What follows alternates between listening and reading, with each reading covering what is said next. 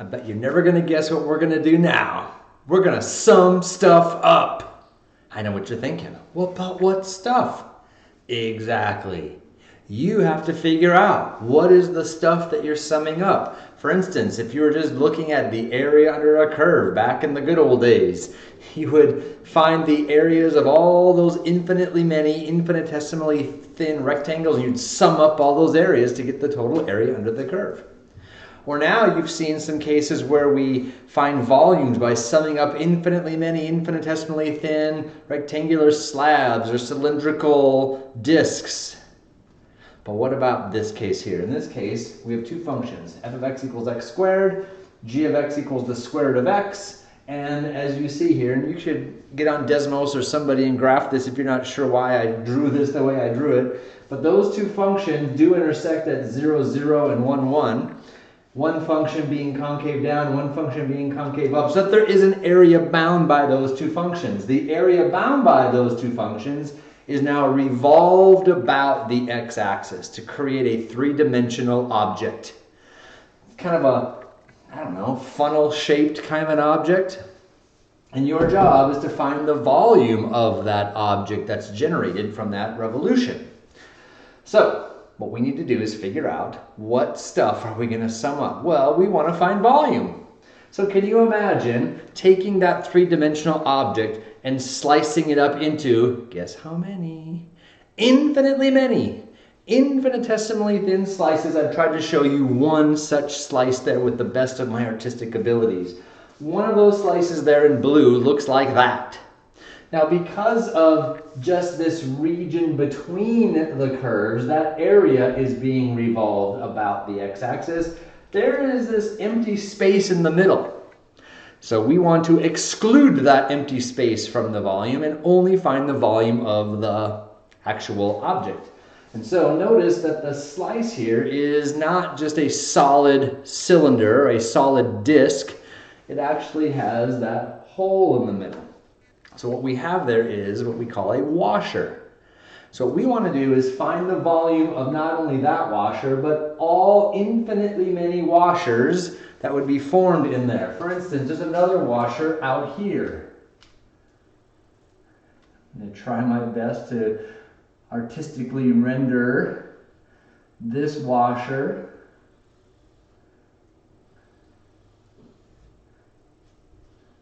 Now remember, this thing is infinitesimally thin, and there's infinitely many of them all stacked up in there from 0 to 1, and we want to just find the volume of each and every one. So the stuff that we're talking about here is the volume of a washer.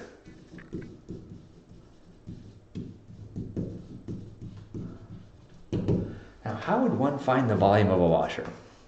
Well, a washer is just a disc with another disc cut out of it in the middle, the hole. And so the volume of the washer would be found by taking the volume of the entire disc. We'll call that pi capital R squared times the height. Now what I mean by capital R squared is the radius of the entire washer, or the radius of the entire washer. If we subtract from that the volume of the hole that got stamped out of it, so to speak. Now notice I'm using lowercase r. Lowercase r would be the radius of just the inner hole that got stamped out of the center of my washer. So the overall volume of the washer would be the volume as if it was a solid disc, pi capital R squared times the height, minus the volume of the hole, pi lowercase r squared times the height. Now we could simplify this and say it's really pi r squared minus pi little r squared. All gets multiplied by h. You can factor out the h just to make it more algebraically pleasing. And that is going to be the volume of an individual washer. Now remember, how many of those washers do we have? Infinitely many. And if there's infinitely many of them, the heights of those washers, right in here, is just a little bit of change in x, a little delta x, a little dx. And so really the volume of these washers is going to be pi times that capital R squared minus pi times that lowercase r squared, and all of that is going to get multiplied by the height, which in our case is that little change in x. Now listen, listen, listen. It doesn't always have to be dx. Don't just like make your brain go, I'm going to put dx every time because I like x. No, it's dx this time because these slices are literally running across the x-axis, and so the height would not really be a little bit of x. If you think back to the dam problem or the Colonel Armstrong problem, the little infinitely thin heights were actually this direction. We called them a little change in h, a dh, because we were talking about height. So you need to be thoughtful about what role is our little changes is playing. Is it a change in x, a change in h, a change in y, a change in what? Make sure you're thoughtful about that. Now, if we were to sum all of those up, find the volume of each and every one of those washers, in this case from 0 to 1, we would get the overall volume of said object. Now there's one more thing we should talk through here.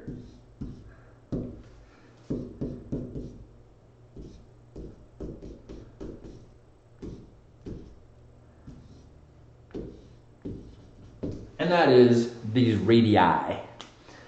The radius, let's talk about the big R radius first.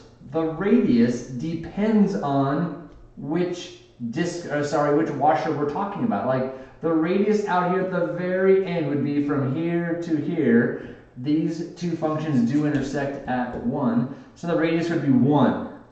But the radius here is less, and the radius here is less, and the radius here is less, and in fact the radius here theoretically would be 0. We need a way to express that radius as a function of x. As x changes, the radius changes according to this, I don't know why I didn't put that, g of x equals square root of x. So the radius that we're talking about here is defined by that g of x function. Or look at the inner radius, this radius of the hole. It's a little longer here, it's certainly longer here, but it's shorter here, shorter here, shorter here. Depending on which of these infinitely many, infinitesimally thin slices we're talking about, that inner radius is going to be smaller or bigger. As x changes, that radius is going to change, but notice it's following this function, the f of x equals x squared function. And so this radius is following the f of x, the function heights for that inner radius. And so, in our case, the volume, using this washer method, could be found by, hey look, common factor of pi, let's factor out the pi. And then we're going to have g of x squared. Remember, g of x was the square root of x minus, I factored out the pi, f of x squared.